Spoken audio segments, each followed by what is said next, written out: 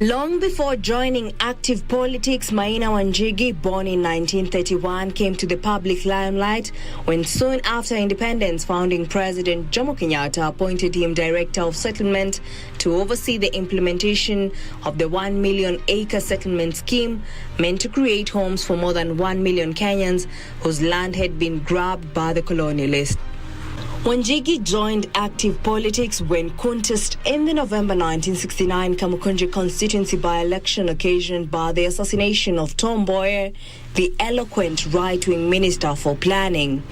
The former MP takes credit for initiating and developing the expansive open-air Gikomba market in his constituency. Another project that he took pride in was helping to establish the Juekali informal business sector in Shauri Moyo. In a speech he delivered in Parliament in June 1973, Wanjigi advocated for free primary school education for all, something the country would realize 30 years later. In 1970, founding President Jomo Kenyatta appointed Wanjigi Assistant Minister in the Ministry of Agriculture headed by Bruce Mackenzie. In 1976, Wanjigi was among politicians opposed to the Change the Constitution debate meant to bar the then Vice President Daniel Moi from being the automatic President Kenyatta's successor. In the 1979 general election, the first under President Moi, Wanjigi lost his seat to Nicholas Gore, who was the former chairman of the Luo Union in Nairobi. In December 1979, President Moi appointed Wanjigi chairman of Kenya Airways. When President Moi restructured his cabinet following a snap election in 1983 in an effort to solidify his authority, in view of the 1982 attempted coup, he appointed Wanjigi to the cabinet as Minister for Tourism and Wildlife. Wanjigi had recaptured his Kamukunji parliamentary seat in the snap elections. It was during his time in the ministry that the dream to have Kenya receive 1 million tourists by 1988 was unveiled. This would, however, not happen until 2010, 22 years after Wanjigi's projected date. Wanjigi was moved to the Ministry of Public Works and Housing. In another cabinet reshuffle, Moi moved Wanjigi to the Ministry of Cooperative Development. Working closely with Permanent Secretary Andrew Ligale and Commissioner for Cooperatives Erastus Moreithi, he led the ministry in establishing savings and credit cooperative societies across the sector and countrywide. It was during his tenure that Cooperative Bank was launched. Wanjigi was then transferred to the Ministry of Agriculture, where he had cut his teeth as a young professional in the 1960s. In 1990, he was expelled from the ruling party KANU during the clamor for multi-party politics in 1990. Then presumed an enemy of the President Moi regime, Wanjigi was arrested, interrogated and held at the Langata police station for 3 days before being taken to court. No charges were preferred against him. When Section 2A of the Constitution was repealed, Wanjigi entered an unfamiliar arena of opposition politics and joined Kenneth Matiba's Forda Sili faction of the original Forum for the Restoration of Democracy Ford Party. He and others in the opposition tried to bring together Matiba and Jaramogi Oginga Odinga's Ford factions in order to defeat KANU in the 1992 general election. When these failed, he and others took over the Kenya National Congress KNC party in the hope that it would hold the middle ground that ostensibly sensible politicians from both factions would turn to and eventually turn the tables on KANU. But the politicians from both sides of the Ford divide stood their ground and KNC was thrown out of the political contest. Wanjigi vied for the Kamukunji seat on a KNC party ticket and lost coming fourth. The seat was won by Forda Sili's George Nthenge. In 1997, Wanjigi moved to his home base of Mathioya constituency in Nyeri district to vie on a Forda Sili ticket. The incumbent was KANU Secretary General Joseph Kamotho. Both were badly defeated by the hitherto unknown Ford People candidate Francis Githiari. Wanjigi bowed out of politics and focused on his business empire under the umbrella of Kwacha Group of Companies.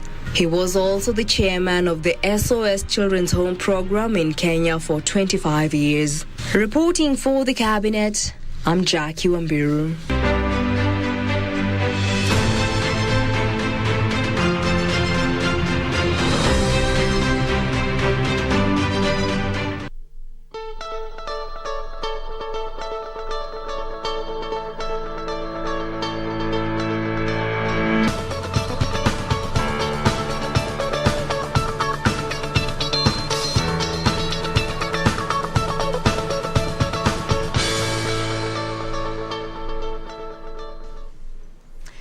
Welcome back. We are glad you are still keeping us company. We want to continue with the day's programming. And in case you're just joining us, this is Good Morning Kenya. You are right in time for our second conversation on our Family Check segment. Today, we will be focusing on post-election stress or trauma, whichever word you choose to use. So we welcome you to be part of this conversation. We are using the hashtag Good Morning Kenya on Twitter. Our official station handle is at KBC Channel 1. My handle is Jane Wamboy. You are welcome to send in questions or comments that you may be having in regards to this conversation. Now, with us in studio to help with this conversation, we have Dr. Geoffrey Wango. He is a counseling psychologist and also a senior lecturer at the University of Nairobi. Good morning, Dr. and welcome. Good morning, how are you? I'm very well, thank you for making time to be with us today. Thank you. All right, so you were in studio when we were having that previous conversation, and yes. You saw how heated it was. So here now we are, a week later after yes. the elections. We got the results, but now we're still in that phase. Exactly. Let's first of all, yes. looking at elections in itself. Why is it important for so many people? Thank you very much. It's nice to give it a psychological angle. Yes. First of all, politics is, I always start by telling people we need to define politics because we don't define it. Politics is the way we are governed. It's about who governs us, who is in charge. Yes. But you see, that comes with a lot of emotions, unfortunately. Because politics comes with emotions. We want our person to win. If you remember last time, I kept saying there were 16,100 candidates. Very interesting. Yes. And the political seats were 1,882.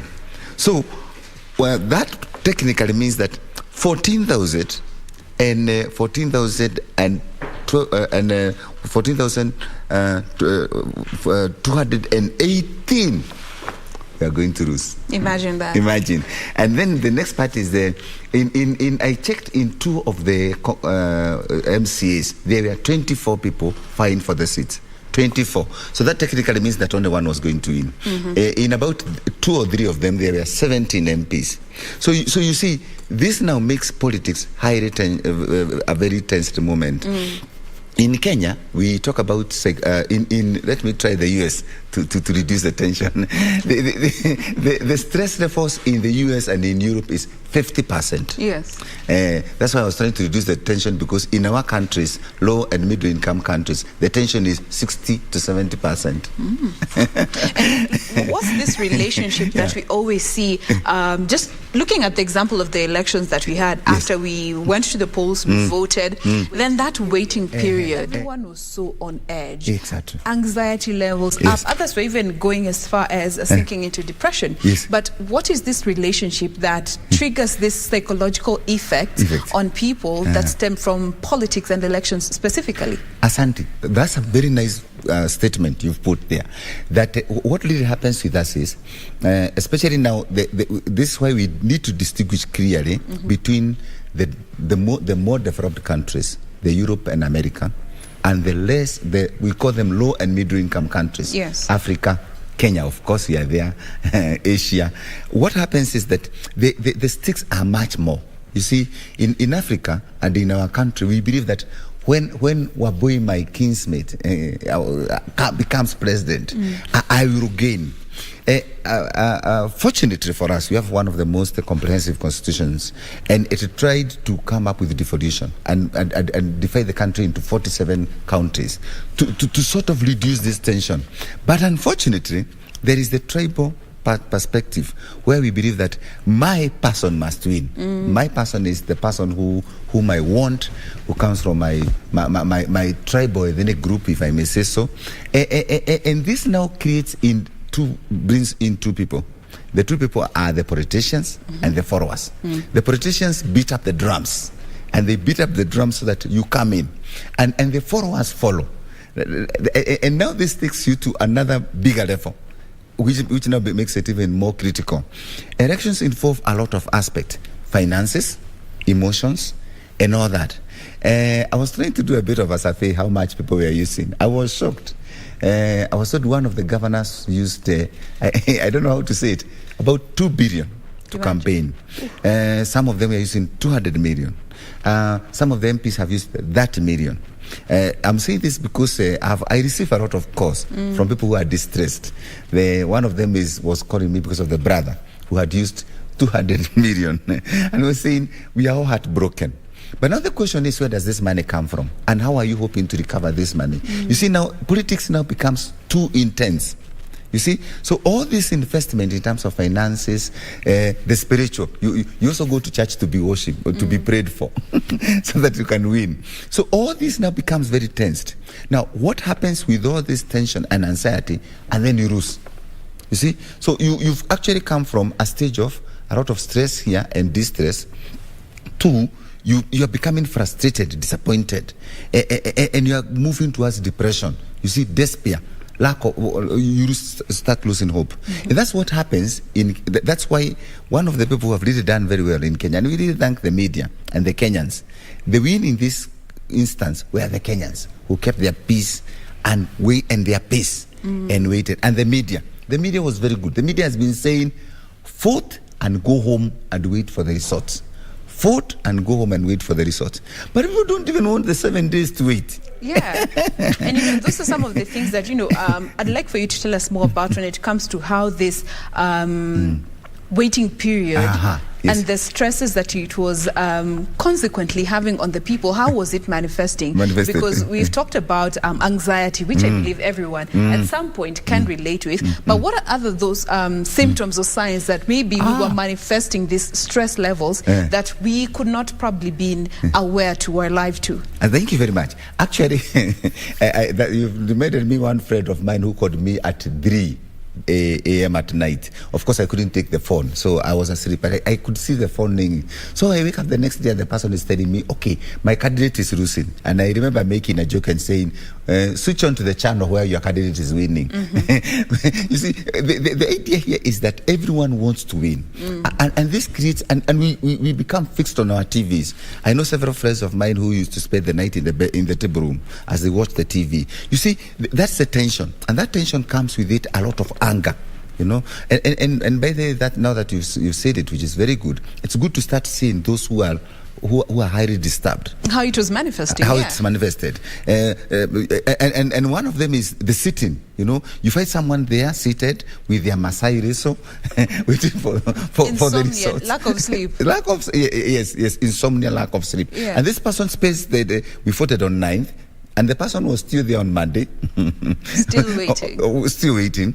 And then this person, there's a lot of anger. You see, most of these people are very angry. You even try to switch off from one channel to the other. Remember, the children were home. They wanted to watch the cartoons. Or those who are lucky, they have an extra TV in the bedroom. And you are quarreling with the children, all of them. Why are you switching off the TV? You don't sleep. The intensity. Because, of course, what happens to the body is that at one point, the body sleeps automatically because, you see, it's too exhausted. Yeah. But then there are other things. I could go also for the candidates. The candidates are the ones who are most annoyed. I remember giving an example of one who went to vote in this polling station. Very interesting. And this man has the wife and child. As a wife, he himself and the wife, they have 4 children. That morning, 2 children say they are not going to they don't have the voter's card. So he goes with his 2 children. He has neighbors and he has relatives. And he has his church members, with due respect. And he only got 2 votes in that particular polling station. So now, you see, the anger now becomes so much that everyone, including the home, in this house there were 2. There's only one person who voted for me. If the person voted. And then you are also angry with the community. Why didn't you vote for me? You lock the gate, you are quarreling with everyone. And in some instances, some of them corrupts, by the way, just after the announcement. We have several, we don't want to name them, who corrupts, and of course they were taken to hospital because they can't believe the results. But so you see, the effect becomes from the physical to the psychological. The psychological part is where we need to take a bit of time, because that anxiety and distress can make the person so uncomfortable that it brings in other illnesses because of the body's functioning. That's why you see that politicians, with due respect, those who are not careful, they end up with diabetes, hypertension, high blood pressure, and related illnesses because of the stress is too much. And the money now, back now again to the money, that's why I started with the politicians. How do you recover your money?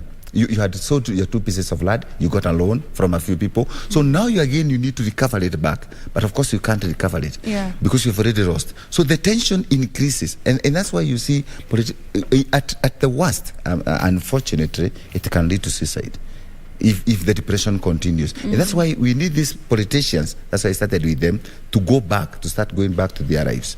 There's one I was talking to, and he was very objective. I really was very happy. He told me that by 8 a.m. on 9th, not the counting, on 9th, he knew he had lost. I was very happy. He told me by 8, he reached the police station. Nobody was looking at him in the eye. They were avoiding him. The ones with the cars would come and say, well, my car is not very well parked. So he noticed there was a lot of discrepancy between what they were telling him. And he called me by about 9 and he told me things are not good. I told him, well, I had prepared you for this and I told you that you don't have to win. And he's doing very well with the wife and family. They went home, prayed. And, in fact, he told them, let's not even wait for the result. I know the result. And actually, shockingly enough, none of his friends were calling him. So he already knew the results. So the politicians need to start coming up with this. But let's now go to the bigger number of us, the voters. If I was right, there were 22,000 registered voters. 22 million. 22 million. Thank you, yes. 124,158. I think those are the ones we need also to take care of. Okay, let's begin maybe perhaps with the ones who say they have won.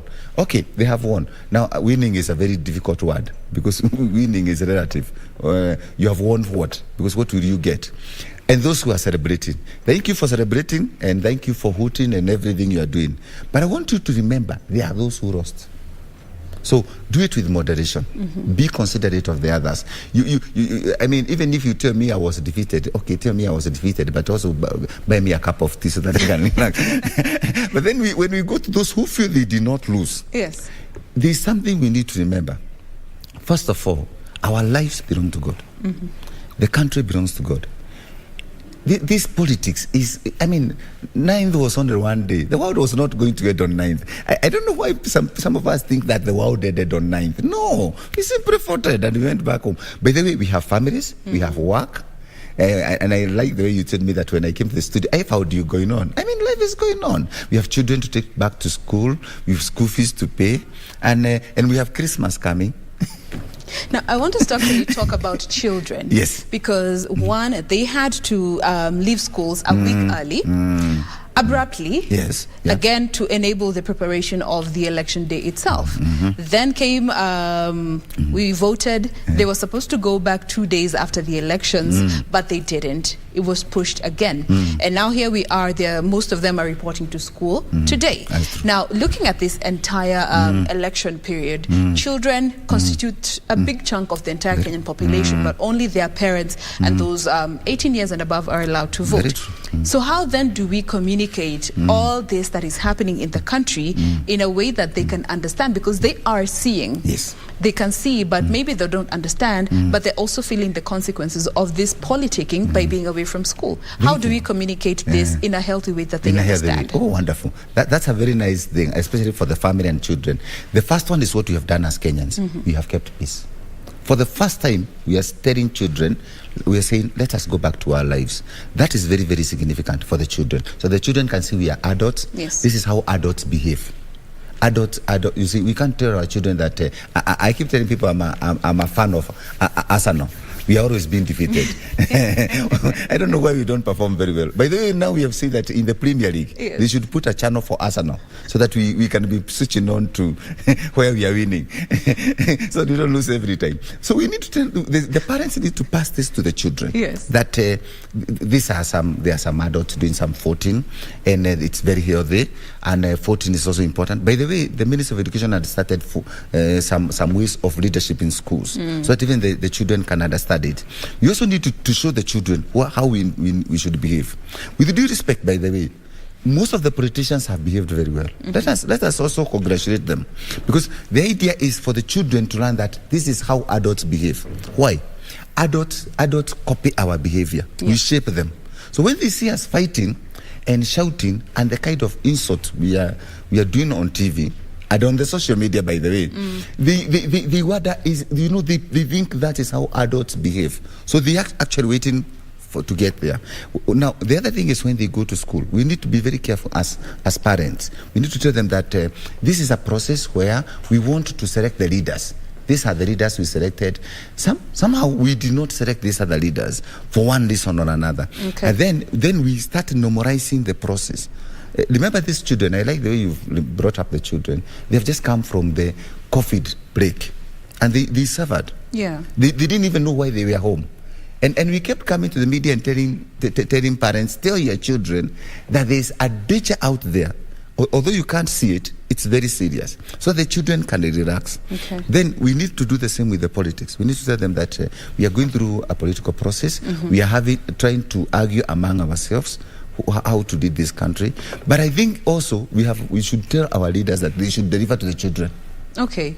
Yes, but yes, so that they can bring them better health, better education, better facilities, yes, so the children can understand, I was home for 1 week so that I can get ABCD. All right. Now, speaking of leaders themselves, you know, you had mentioned earlier, of course, there are winners and losers in every election. But looking at those that did not manage to be elected, why is it important for people to see them actually publicly conceding and saying, I understand I lost and I congratulate this and the other person for the win, in order to enable even the people who were supporting them to actually move on with this other leader that was elected? Importance of public conceding. Oh yeah, but that's a very important point. You see, we need to understand what is competition. You see, remember I have used the word developing and developed countries. Many people think that we are being negative. We are actually trying to do some consideration. In the more developed countries, they would like to say, this is a contest. It's the Manchester Arsenal. You know, we put it there. Let everyone see. And that's the first thing. We need institutions that actually put it that me and Waboy contested, and Waboy won with 498 votes, and I had 20,000. Seriously speaking, even if I'm going to court, I don't know how 20,000 will be converted to 488. There are clear issues that you can see, number one. Then there are others that are not so clear. Let's accept the second part. And those ones are the ones who need to go to court. But then even before that, I like the way you put it. We need to tell the leaders that they need to come up and say, this is a contest. I can win, you can win. And this has been done in very many other areas, by the way. Yeah. One of them is in boxing. I don't know whether you've ever seen in the boxing matches, they bring the two contestants and they sit together and they even discuss how they are going to go and have a contest. And at the end, they tell each other, you who has been defeated, we've had the other one. That's the kind of thing we need to bring to this country. We need to stop this. The World AIDS on 9th of August. You know that thing is like on 9th, after 9th at 6. On 10th, we are not going to wake up. It's a do or die situation. It's a do or die situation. The leaders need to change it. They need to say, even if I'm defeated, tomorrow let's meet. Even because being defeated doesn't mean that tomorrow you will not win. And also, we need the country also needs to have more clearer policies so that we can say that this is what you're doing, this is what you cannot do. But then now again, there's a social media where everyone is enjoying you, especially after you've been defeated, or everyone is trying to applaud themselves to say that I won. I was listening to your program and others in the morning. And you know, the way everyone is Chepukati with due respect to IBC, everyone announces results. I don't know, even friends, they actually call you to tell you this is the winner. They are also the media. Yeah. You see, I think it's time we told Kenyans that we can't be everything at the same time. We can't be the voters, we are the ones counting, we are the media reporting, we are the police guarding the votes. I mean, we can't be everything. And that's why the tension increases. But in the more developed countries, what they do is that they sort of make these laws very clear. And that's why this time Kenya has done very well. And we should thank all Kenyans. We should also thank the politicians. But the media has done a lot. The media kept saying, after you have voted, go home and sit down. You know, it's a very simple thing. Why are you on the streets announcing the winner? Much as we are still in this period, because we are yet to have the president to be sworn in after this 14-day period, when it comes to healthy coping mechanisms that people can adopt to help them journey through this phase, because we are not yet done. We don't know how long it will last. So what healthy coping mechanisms would you advise our viewers this morning to pick up to help them deal with this anxiety or even body aches that they could be dealing with from stress relating to these elections? I like that, body aches. You know why I like that? It's this 1 week has been hectic for me. With everyone calling me, one of my friends was actually couldn't move out from the bed because he lost. Of course, he was not even contesting, by the way. It's the candidate who lost. And when the wife called me and I went and found him on the bed, sincerely speaking, it's by the way, it's personal. You can actually, he couldn't move. It takes a big toll. Yeah, it had taken too much of a toll. So I asked him, okay, so you're a candidate. I don't like politicizing so much. So I asked him, so now you're a candidate, but you're not contesting yourself, yes. So why are you so sick? I can't wake up. So you can see these signs: refusing to eat, refusing to sleep, a lot of irritation, quarreling with. Now I was asking him, now why are you quarreling with your wife, by the way? Because she was not even in the ballot. So what we need to tell people is the easiest coping mechanism, first of all, is to get correct information. Back to the media. I mean, you have been on social media, misinformation, disinformation. Yes. You've been picking the wrong thing from the wrong person. You see, you don't even know who is contesting. You don't know the number of voters. You don't know, there are 20 candidates. You are hoping that all of them will win. So the information becomes very, very important. This is the number, this is the person, people who win, and this is what happens. The disinformation is when people revert. I don't know what we've seen today on social media. Everyone knows the judgment of the Supreme Court. Yes. And none of them is a judge, incidentally. None of them is even a lawyer. These are the things people should stay a bit away from.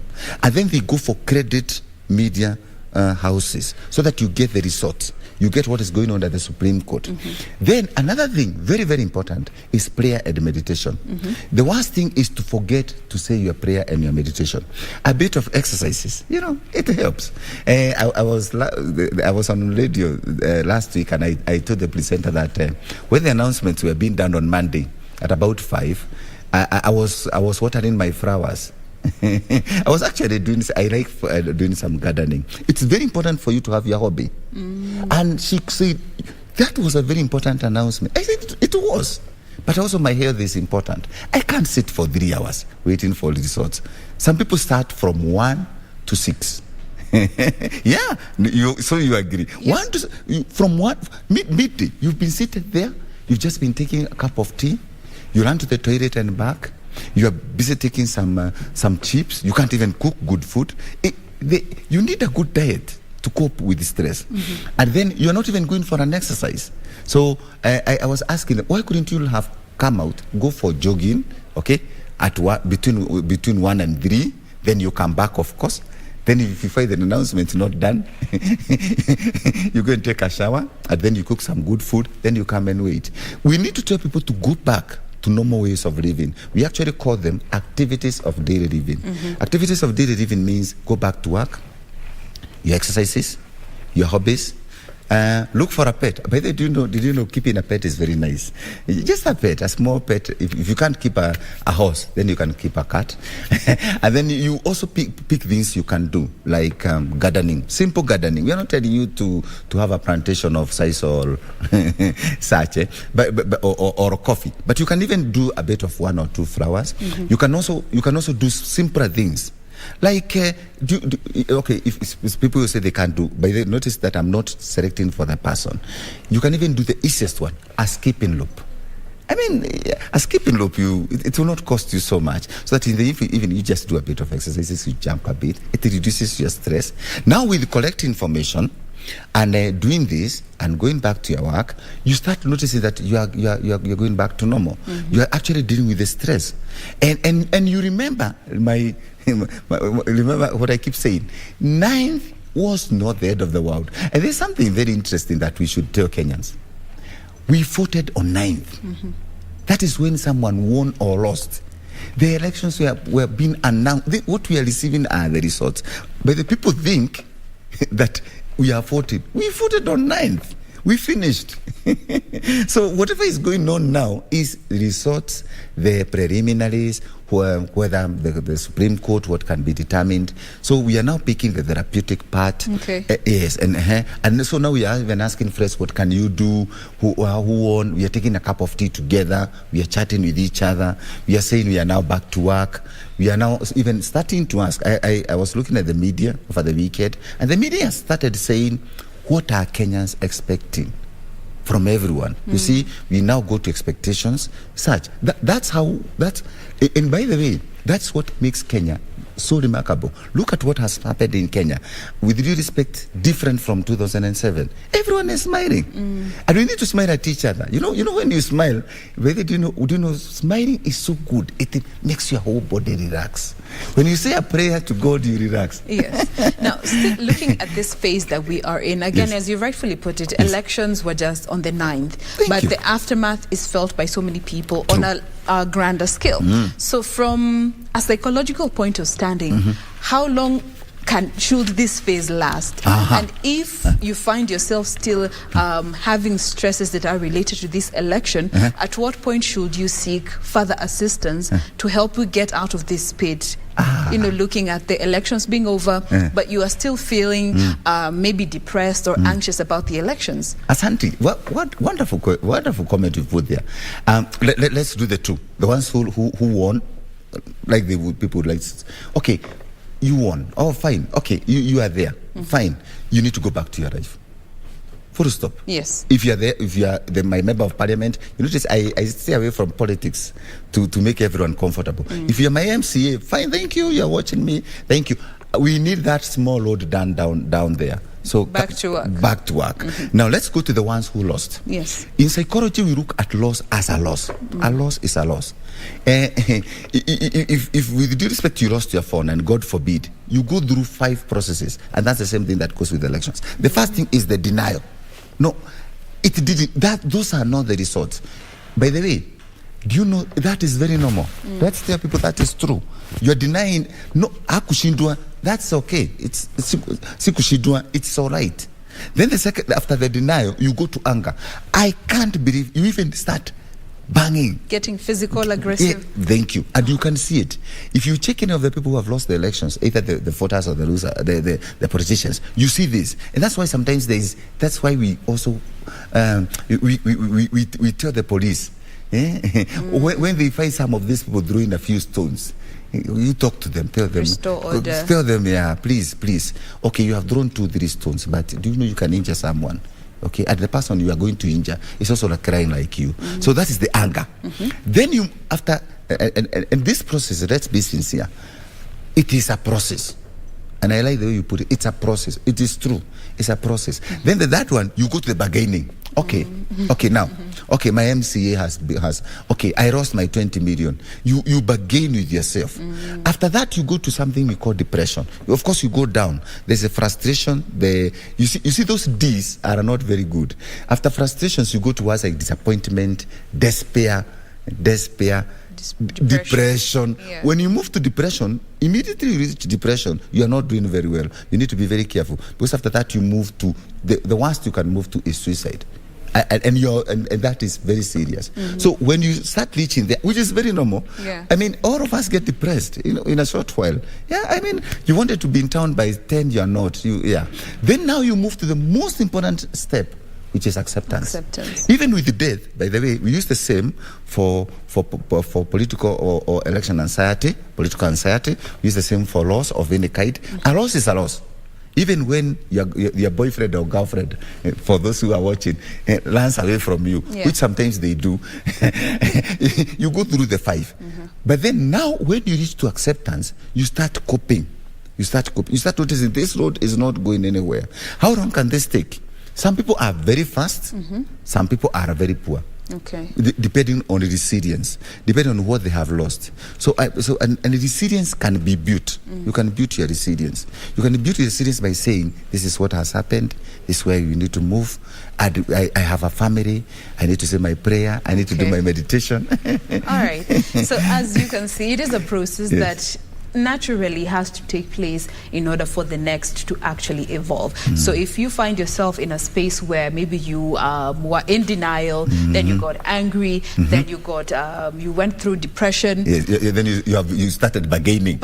Yes, depression, and then you finally accept. Yes. Elections come and go. It is the time for you to exercise your democratic right as an adult citizen in the Kenyan Republic. For now, we're going to pause at that particular point. This has been just looking at the post-election period, the post-election stresses that we could all be experiencing in one form, shape, way or the other. But again, we are here to help you navigate through this time until we get to a point where the next government is fully in office and ready to to keep up the going.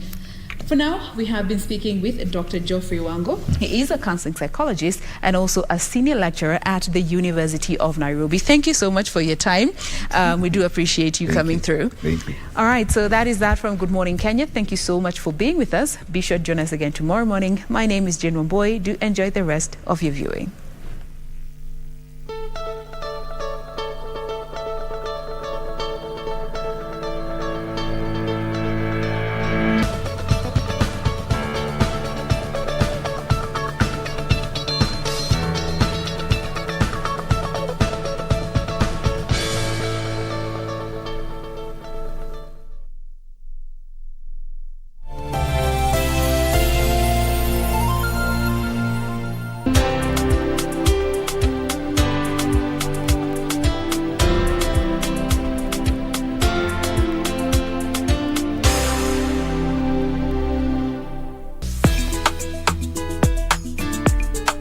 Utachonga viazi wewe. Na isitoshe utaosha hata vyombo. Mimi nioshe vyombo mimi? Hata unacheza. Mwanaume mzima mimi nioshe vyombo kwa sababu ya kula chakula ya hoteli hii mimi.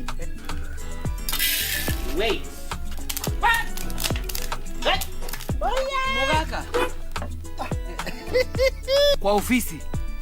Plani umepita. Tangu lini mnaekea mimi michele hivi kama patko? Chukua nyama rudisha huko. Mimi unapenda kusumbua sasa. Sipendi kusumbua na leta bwana. Kwa mtu mimi nataka uchafue. Nani nionyekaje jina yake sasa hivi?